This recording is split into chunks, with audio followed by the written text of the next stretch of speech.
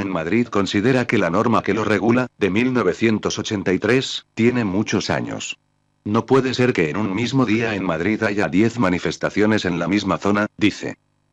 La delegada del gobierno en Madrid, Cristina Cifuentes, ha afirmado este martes que la ley es muy permisiva y amplía con el derecho de reunión y manifestación y ha apostado por modularla para racionalizar el uso del espacio público. En una entrevista en RIME, Cifuentes ha afirmado que Madrid es una ciudad complicada porque las manifestaciones son permanentes y su cifra desmesurada. Así, ha detallado que en lo que llevamos de año se han producido casi 2.200.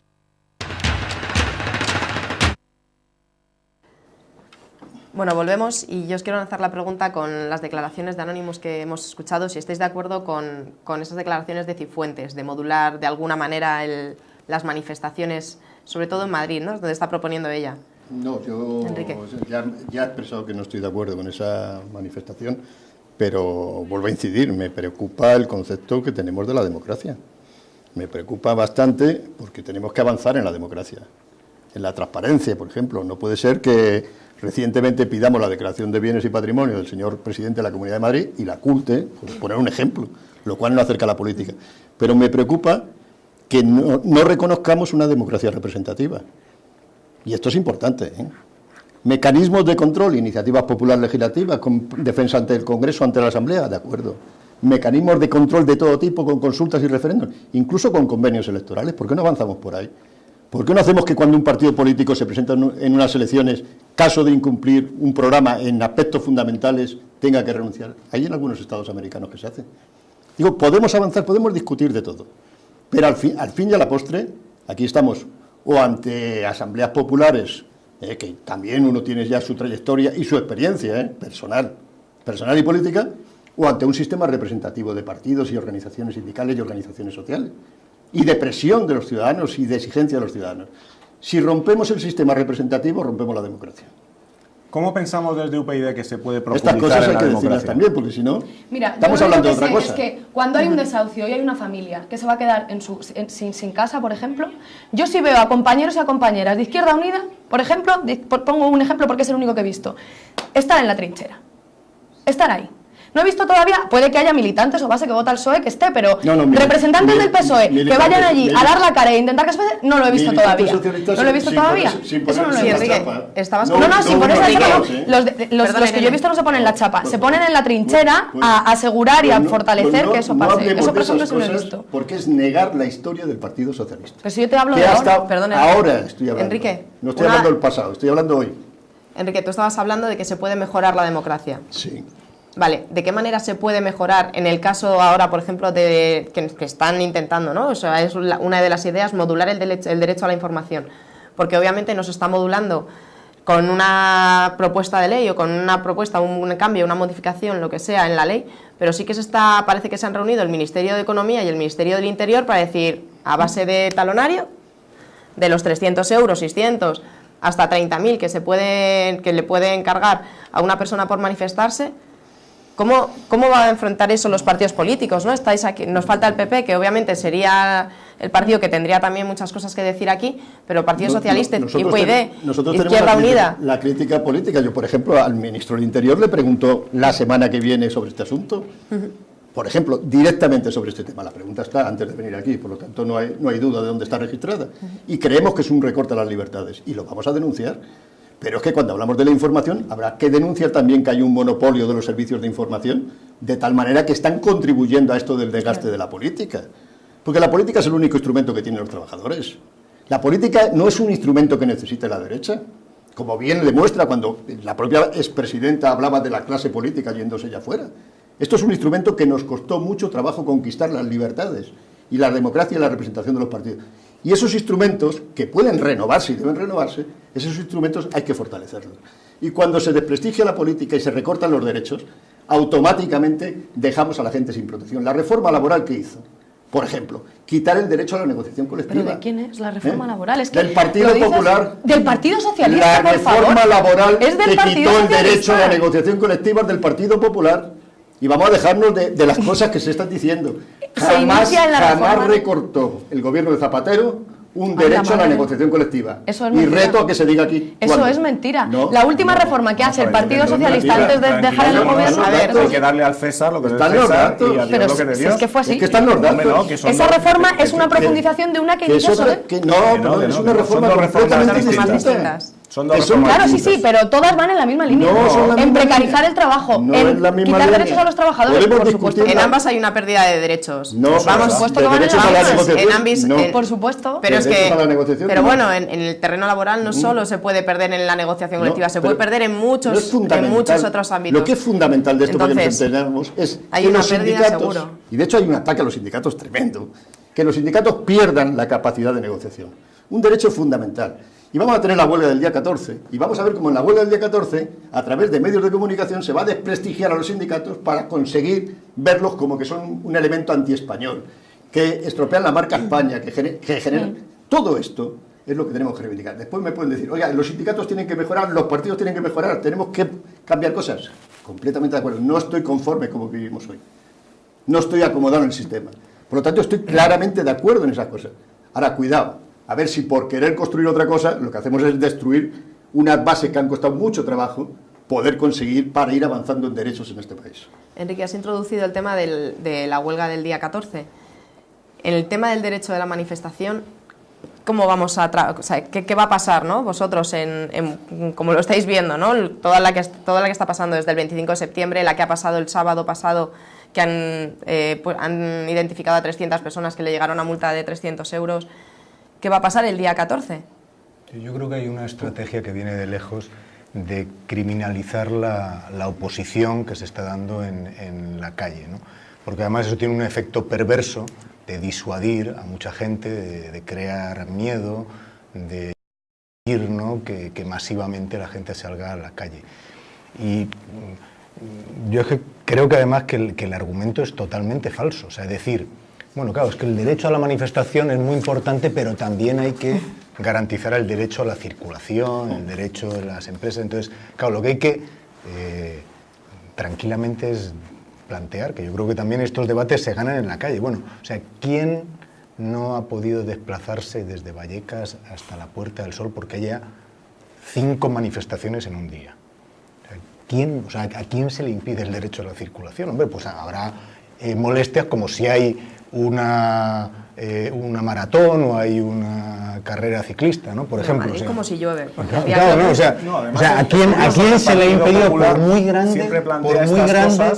grande que sea, el derecho a comerciar, por muy ocupada que esté la Puerta del Sol, quién no puede entrar a tomarse una caña o un comercio? Vamos, cuando han que salido aquí no lo va a hacer las asociaciones pro vida, no se ha planteado esto. Cuando la Iglesia ha hecho la Jornada Mundial de la Juventud, no se ha planteado. Pero insisto, por decir, o sea, ¿cuál es el evidente, problema? ¿Cuál es el problema? ¿Cuál es el problema real? Esa es la pregunta más allá de eso, que es que yo creo que es muy paradójico. ¿Y cuál es el problema real? Contesta la pregunta que has lanzado. No, o sea, el problema real es que la gente que está yendo a la manifestación está teniendo dificultades para poder expresar. Yo creo que ese es el elemento básico. Lo otro, desde mi punto de vista, es humo y es meter miedo a la gente para que no vaya. Porque, cuando la gente está saliendo a la calle. Para mí eso es el problema. Y lo otro, pues yo, si me permitís, creo que cuando nosotros hablamos de profundizar en la democracia, que es evidente que se puede y se debe hacer, nosotros hemos planteado una reforma constitucional. Estamos de acuerdo en que hay que reformar la Constitución. Una Constitución que en 1978 hizo un buen papel para hacer una transición con más sombras que luces, a pesar de lo que los historiadores ahora nos quieran contar. Yo creo que ya ha pasado el tiempo suficiente como para plantear una reforma estructural del Estado. Nosotros planteamos, por ejemplo, crear un Estado federal. ¿Por qué? Porque eso creo que es una garantía de igualdad para todos los españoles. No estamos de acuerdo, claro, eso te pasa factura en determinadas regiones, en las regiones que tienes pues el cupo vasco, tal, tú dices, a mí que no me lo toquen, lo mío, estas cosas. Nosotros estamos a favor de la mayor igualdad de todos los españoles. Hay que reformar la ley electoral porque no es normal de un partido como el nuestro, pero no porque sea nuestro partido o Izquierda Unida, que salimos claramente perjudicados, sino por los ciudadanos que votan estos partidos.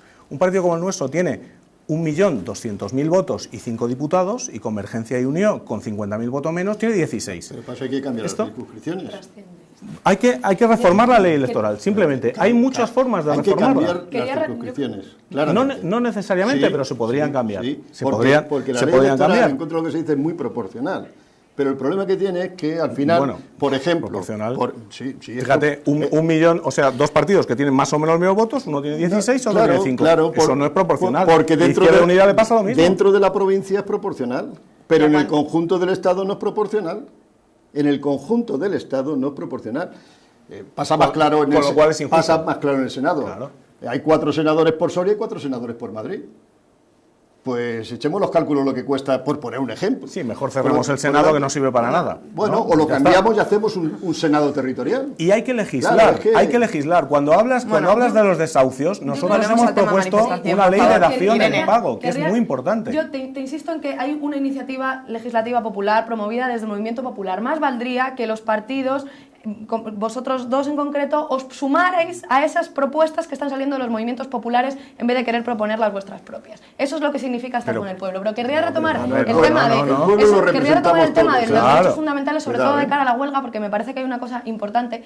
Más allá de que el derecho a manifestación y el derecho de huelga son dos derechos fundamentales, y entonces modularlo, regularlo, pues al final lo que supone es un ataque a esos derechos, lo que supone es, en el fondo, no querer que eso siga pasando.